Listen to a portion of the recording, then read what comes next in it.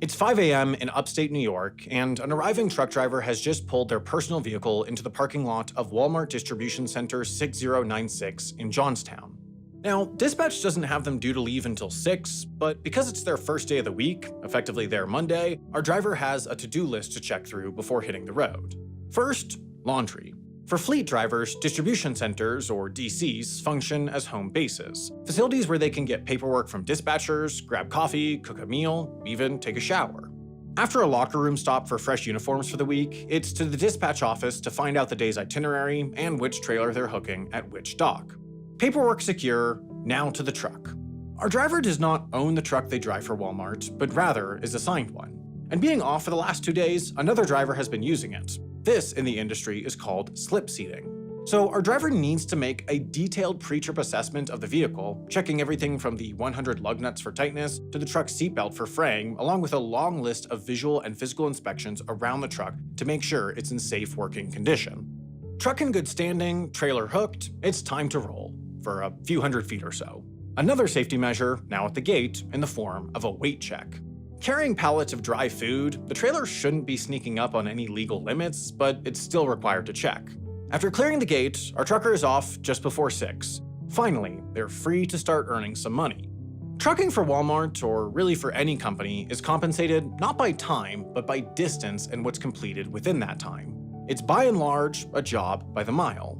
At a rate on the low end of Walmart's range due to the regional scope of their job, our driver pulls into the back of the Evans Mill Walmart Supercenter at around 9 a.m., some $68.75 richer. A comparatively open lot with 6 separate truck docks, this could be a relatively quick in and out, too. An opportunity to get back on the road and earning fast. But with the morning vendors still clocking up the lot, our driver is slowed and can't unload their pallets until 9:30. But they aren't too fussed because they're still getting paid. See, Walmart doesn't just pay by the mile, it also pays by the stop, and each live load, the process of unloading, is compensated at $12.50. Should it take longer than 45 minutes to get in and out, then Walmart will pay our driver a delay fee of $14 per hour. With the day still young, with 2 stops to make, and now, communicated from dispatch to the driver's onboard tablet, a new trailer to pick up from the distribution center at the end of the day, our driver is back on the road. After 2 uneventful stops, 2 more live loads, and 86 more miles compiled, our driver now heads with an empty trailer back to Johnstown. But now, a decision to make. Hook the new trailer and head back out, or call it a day and inform dispatch they'll overnight at the DC and depart in the morning. For their part, Walmart doesn't care, as the load will get to the store by the next day regardless, so it's largely the trucker's call, the chance to be their own boss. But a hurdle. Our driver is destined to time out soon.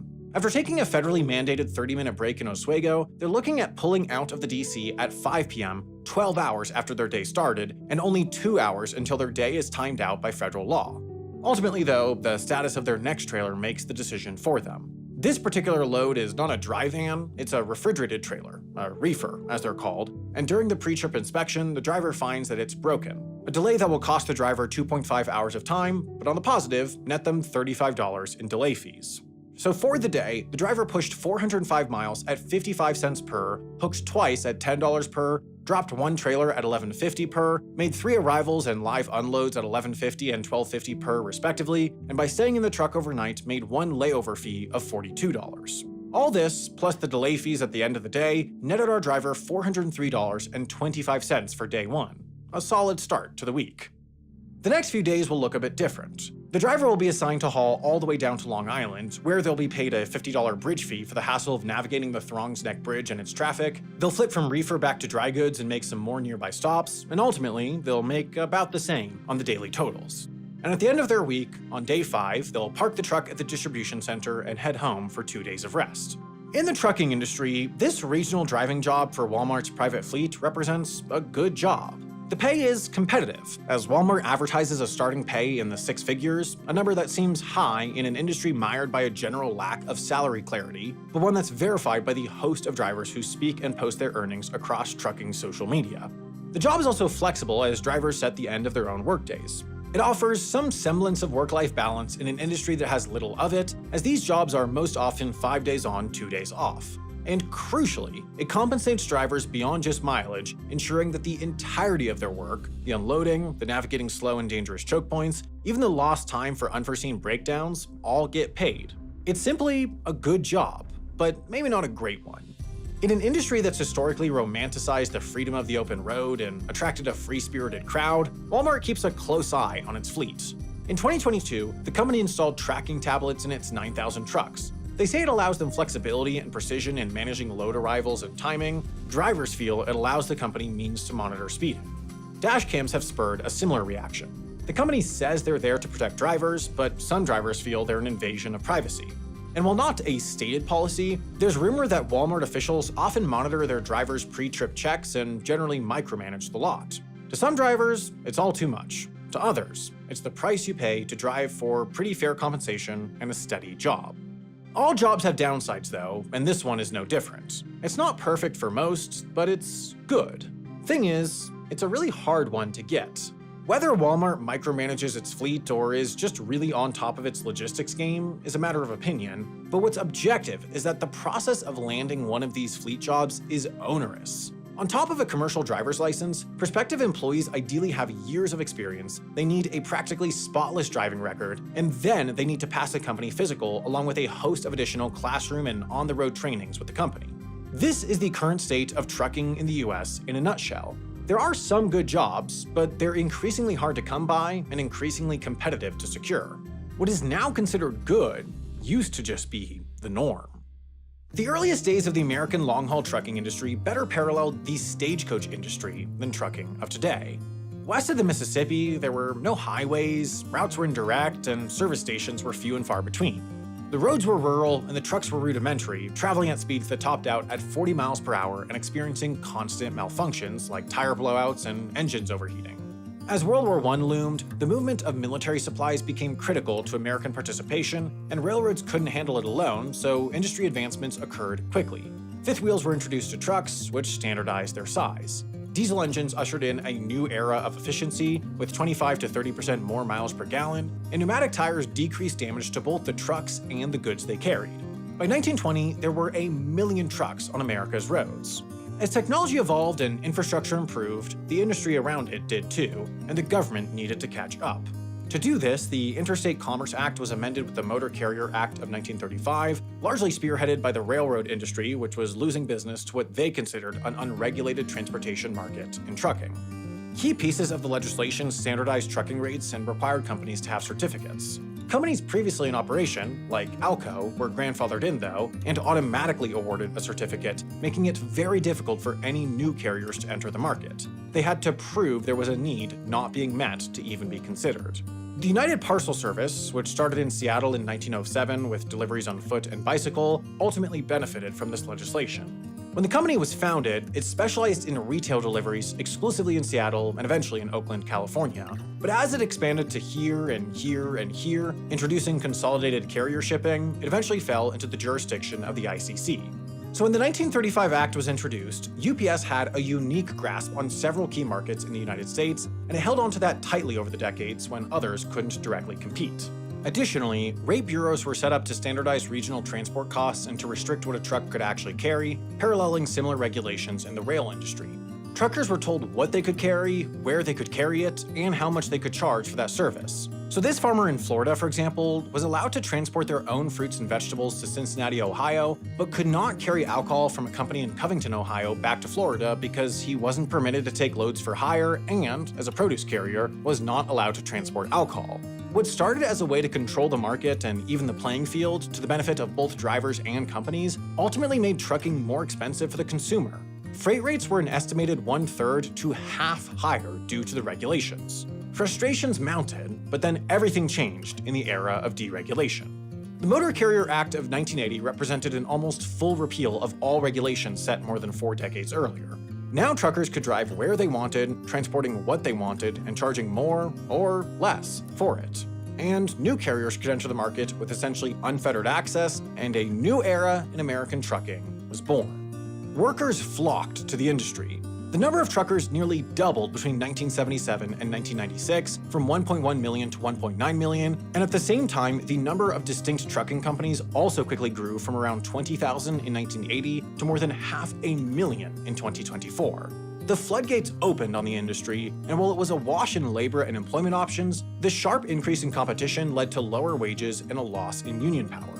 Though consumers and companies benefited from cheaper prices and an explosive growth market, it all came at a cost to one party in particular: the drivers. In this flooded, lightly regulated post-1980 reality, there exists a fundamental and unshakable paradox. Trucking has never been so in demand in the US, and yet it has never been such a bad job. Trucking can be classified in a few different ways. By distance, from local to long haul; by load, from fracking sands for oil fields to consumer goods from warehouses; by carrier, from one-person operation to a slip-seat fleet; or by licensure, CDL Class A, B, or C. But to understand what happened to the job itself, it's best to consider how a trucker of any classification files their taxes, whether they're getting a 1099 or a W-2. In 2022, there were a total of 3.5 million truckers in the US. Of that, 1.7 million, or nearly half, were owner-operators. That means they're truckers in the most mythologized Wild West style imaginable. They own and maintain their rigs, they make their own schedules, and carry what they want to when they want to. They're their own boss, or at least in theory. Today, trucks are prohibitively expensive and consumer demands are greater than ever. Precision and speed in logistics are no longer add-on benefits, they're assumed qualities. So of the 1.7 million owner-operators, only 44% actually drive under their own direct authority, while 45% lease their time to a motor carrier company. This means 765,000 truckers, or over 20% of the entire workforce, call themselves owner-operators or independent contractors, but are working directly with a logistics company capable of coordinating the demanding and complicated delivery network while providing the containers, chassis, and sometimes even the trucks to get the deliveries done. And here the lines get blurred, and truckers often lose out. Take XPO Logistics, for example. Their business model relies on an asset-light approach where short-distance trucking is largely taken care of by independent contractors. This affords the company flexibility, as it can hire on and cut its fleets with less red tape. But more importantly, this saves the company a ton of money. XPO Logistics doesn't have to pay for any benefits, they don't have to insure, maintain, or even pay for the gas for the trucks they're relying on. They just have to cover an agreed-upon hourly or per-mile fee with the driver. In many ways, this represents the opposite of the Walmart approach. One invests in employees and provides benefits to maintain a steady, well-trained driver base. The other keeps their commitments to drivers minimal under the assumption that there will always be a strong supply of independent, individual operators. Both are effectively responses to the industry's post-1980 reality, that anyone can enter the business as an owner-operator so long as they can secure a CDL. The downsides of the leased-out independent contractor approach are most acutely felt in America's largest ports. Driving cargo freight from a boat in Long Beach Harbor to a warehouse somewhere east of LA as an independent contractor, for instance, is nothing short of a bad job. Average port traffic is usually an hour plus, navigating the port can be difficult, getting in the wrong queue can result in hours of additional delay, bathrooms can be hard to find, and all the time a trucker is sitting, waiting, and burning fuel, they aren't getting paid. During the COVID-fueled consumer boom where docks and ports were making daily news because of stacking delays, drivers were waiting up to 6 hours to pick up their freight, at which point they'd get turned around at the docks because they wouldn't be able to deliver within the 11-hour driving window. A workday with expenses, but no pay. While traffic has normalized since, the job hardly produced a living wage before the pandemic. For an independent contractor with costs factored in, this 2019 California Berkeley study put the median income for a port driver at just $28,000 a year. Brutal for a job that almost certainly far exceeds the standard 40-hour workweek. For a decade now, labor groups, the Teamsters, drivers, and lawyers have been questioning the notion as to whether it's even fair to call these employees independent contractors to begin with. Their work for companies like XPO, after all, with rigorous and specific requirements, with truck tracking and XPO-owned chassis, doesn't seem so independent, they argue. Recently, courts have come to agree, and legislators have worked to address this. But beyond the settlements that XPO has paid out over misclassification, or the attention it has garnered from the federal government, perhaps the clearest indicator that much of independent trucking has turned into just a flat-out bad job is the turnover. Trucking has a staggering 90% turnover rate at large long-haul carriers. 90% of drivers leave a given company within a given year, so while legally dubious to outright illegal misclassification explains some of the industry's issues, it's more structural than that. Far from the California coast and deep in West Texas is the Permian Basin, the very heart of America's boom-bust oil and fracking industry. Generally, the oil industry requires a lot of sand, which requires a lot of trucks to move sand from mine to rig. And within this A to B process appears a clear misalignment in incentives between truck drivers and truck employers. As the job postings would suggest, employers need a lot more truckers in the basin.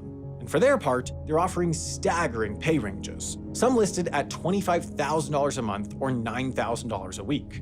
But those numbers are rough estimations under the most generous interpretation.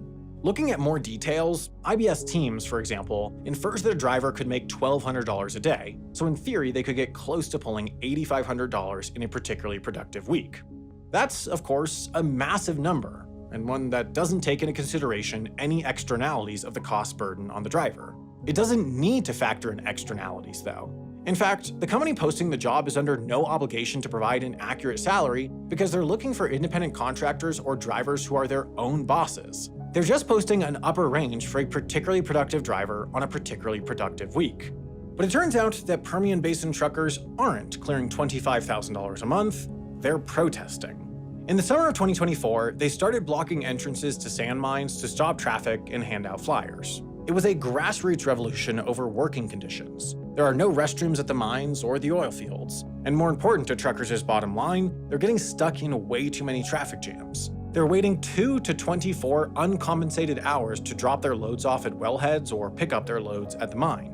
They aren't pulling six figures, they're barely scraping by.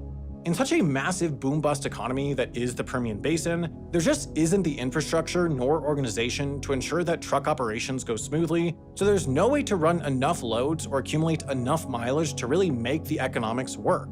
But there's also really no incentive to fix it either. Oil companies, the mines, and the third-party logistics companies can just bring in more owner-operators. And from their perspective, a line of waiting trucks means that the oil field's demands are being met, and should a discontented driver flee for greener pastures, another driver with a CDL and 30-year-old secondhand truck bolstered by self-belief and a big number in a job listing will replace them. Given the complaints of truck drivers that the uncompensated lines they sit in have never been longer, that the resources available to truckers have never been more strained, it seems odd that there's a trucking shortage in the US and that this trucking shortage is only getting worse. The heavy competition for good jobs, along with the prevalence of wage-deflating misclassification, the high turnover, and the general dissatisfaction with the job, suggests that perhaps there's actually only a lack in decent trucking jobs. But not all would agree, as the explanation of the shortage differs dramatically depending on who you talk to or where you get your news. But what's inarguable is that change, equal parts inevitable and revolutionary, is on the horizon. In late 2024, the Permian Basin marked a milestone for autonomous trucking with the commercial launch of 2 fully driverless sand hauling trucks running routes along quiet, private roads. Not far behind, a rival company has set its sights on fully autonomous trucking back and forth between Houston and Dallas starting in April 2025.